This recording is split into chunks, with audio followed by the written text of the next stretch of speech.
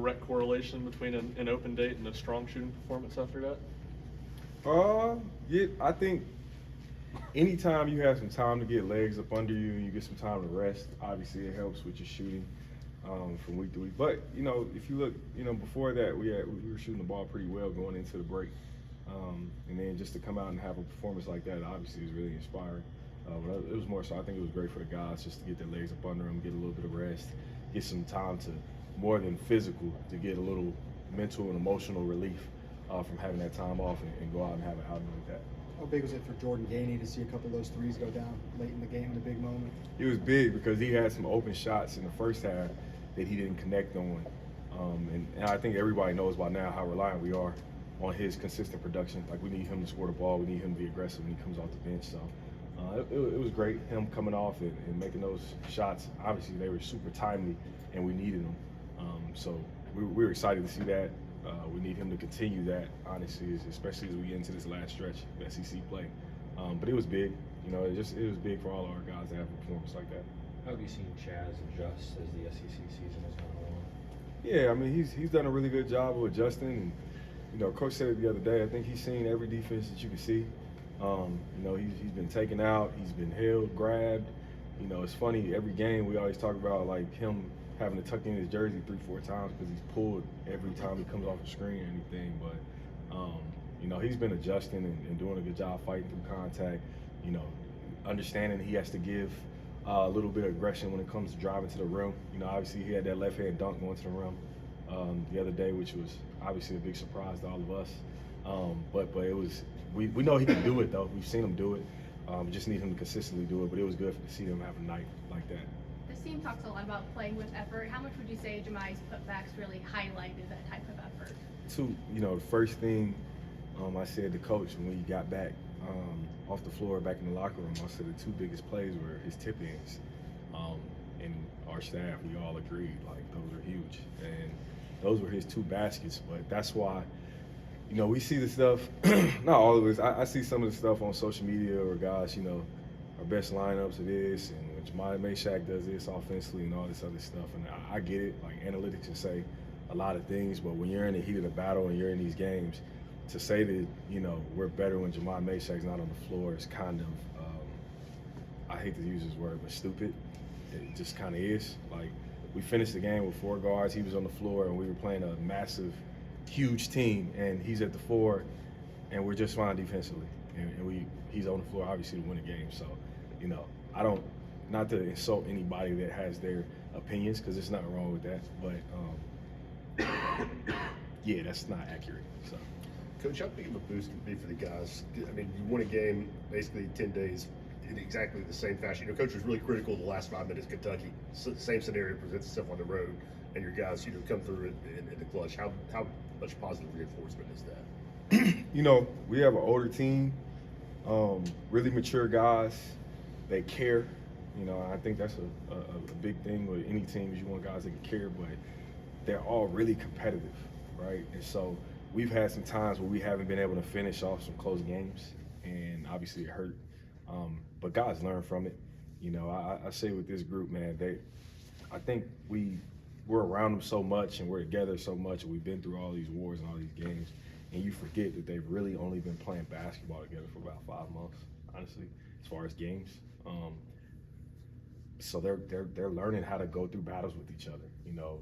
Last year's group was a group of guys that have been together for years and went through a lot of wars together, whereas this group was trying to find continuity with each other. And the only way that you build character to get through those tough games is being in those tough games. So now's the time of year that you hope guys can learn from the Vanderbilt games and the Kentucky games and some of those games that we kind of let get away late. You want to see the habits come out, right? And that's what we were able to do the other night against Texas A&M, and it was good to see, man. I thought our guys, they showed how tough they are. It was like one of those vintage tough guy wins that we've had. It felt like kind of on the road at Illinois. We just made those tougher plays at the end of the game, and we made some really big shots, obviously. So that was great to see, and we hope that it continues. How much is Igor's calf bothering him right now? I think he's all right. He seemed like he's been progressing, getting through it. He's been getting treatment, but it's not bothering him too bad. Then what is the key for him to maybe get back on that track of how he was playing at Rupp in a couple of games before that trip? Yeah, he's just got to lock in defensively, pay attention to detail a little bit better. I think Igor's had a couple breakdowns early in games, some things we went over defensively. But, like I said to him yesterday, it's not a lack of care. It's like Igor cares too much, right? He cares a lot. And emotionally, he can get riled up because he really wants to do well for his team. And he's an ultimate teammate. He's really good about trying to get locked in before the game and making sure he's doing the right things. But sometimes I think he can kind of like he can kind of just overwork himself to where he's overthinking and trying to help this guy here and then breaking down on here. So we just got to get him calmed down and understanding that everybody has a job to do. We know that he wants to do his job at the highest level, but he doesn't have to be the guy that makes the play all the time. His teammate will make the play for him to make sure he's in the best position possible too. So he's learning that, and he's getting better, man. He's been great. What's been different about LSU these last couple of weeks? I mean, last game Florida came out and really took it to them, kind of punched them in the mouth early, and then they responded with a 22-2 run. And usually, I think that that's a testament to Coach McMahon and his staff.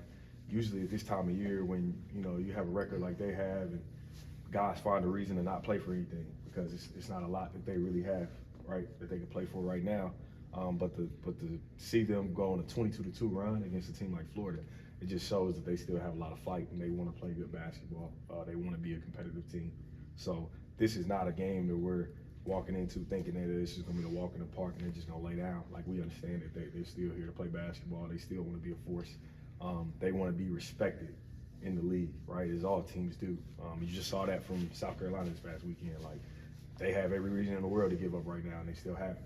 So it's not any situation we can walk into and feel like that we're just going to walk out there, show up, and we're going to win a game. So we don't have that approach. We respect those guys. We expect them to give us a really good fight. We expect us to give them a really good fight. So. What stands out about Robert Miller? Yeah, we recruited Robert for a little bit. Robert's a really good player. He's about 6'9", 6'10", really good hands. He's long. He's athletic, super talented kid. He comes from a really good family. Robert's a really good player. He's somebody we're definitely focused on. Obviously, he had a really good outing last game, so it's going to be a lot of attention put on him. And when you're a freshman in this league and you have attention getting put on you from one of the best defenses in the country, that's a testament to the work he's put in and how good he's been.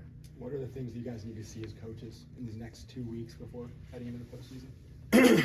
We need to see, obviously we want to get better with the start of games, understand how to come out with the right approach, having the same aggression early in halves that we do late in halves. We want to kind of start putting those things together. We want to be locked in defensively and put together full games. Right now is the time of year where just having good halves is not really good enough, because if you go into the wrong game, just have one good half, it could get you, sent home as we keep going for these couple of weeks. But just putting full games together, being locked in, attention to detail, scouting reports, confidence and guys playing faster when it comes to shooting the ball offensively. Thought we did a good job of that the other night, and really just continuing to get better because this is that time of year, man. Like, everybody, you either getting better or you getting worse.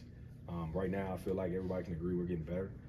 We just got to continue on that path, make sure we keep, going forward. Could you talk about the starts of games in the second half? How much of that is just Zakai? I mean, I know, it's not all on him, but I mean, he's been so incredible in the second half. I mean, how much is him just flipping that switch and, bringing everybody with him when you guys have played better? Yeah, no, he's been doing a good job of it. I hope he starts flipping the switch before the game starts. That'd be good too.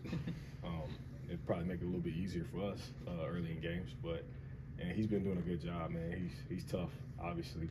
When he's playing good basketball, we're usually playing good basketball. So I jokingly, but I was kind of being serious the other day. I was like, hey, instead of you guys like taking turns having piggyback rides off of each other and just somebody carrying the team, why don't we just all do it at the same time? So hopefully we can do that. I guess it's like easier said than done, but hopefully we keep building towards that and getting better. How beneficial was the midweek bye for the coaching staff to get out and go recruit and maybe stop by and see Dalton play as well? That was a good question. It was good. It was good to refresh. Honestly, like I said, even for the guys, it's not so much the physical load when you talk about like getting a break in the middle of the year. It's really the mental and emotional. When you get done with a game on Saturday, like we just got done with a game on Saturday, right? Your attention and your brain immediately goes to the next team that you had to play within 72 hours.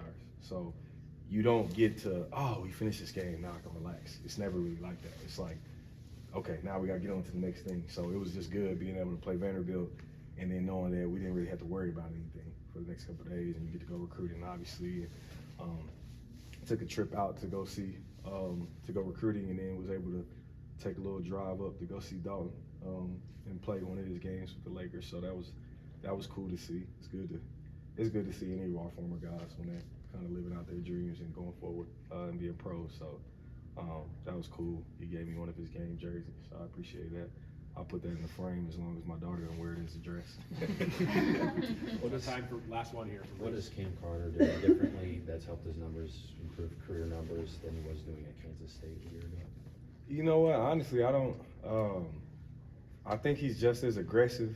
I think he's just older and learning how to take his shots, get to his spots, and then obviously he's playing in an offense that really is predicated towards letting him play in a lot of ball screens and play freely and play with a faster pace. So Cam Carter's, I mean, you know, the last 3 years he's been one of the better scorers in college basketball.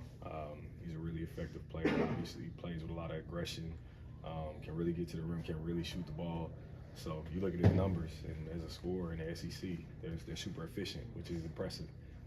Because as talented as these guys are, it's actually really hard to be efficient as a leading scorer in this league because you're number one on the scouting report. You know, everybody knows that you're a guy that's going to get the ball, you're a guy that's going to take shots. So the fact that he's been able to be efficient and be effective is pretty impressive. So we're definitely going into this game understanding he's a guy that we have to contain and make things tough on him, and that's our plan. We want to make things as tough as we can on him, and hopefully we come out on top at the end of the night.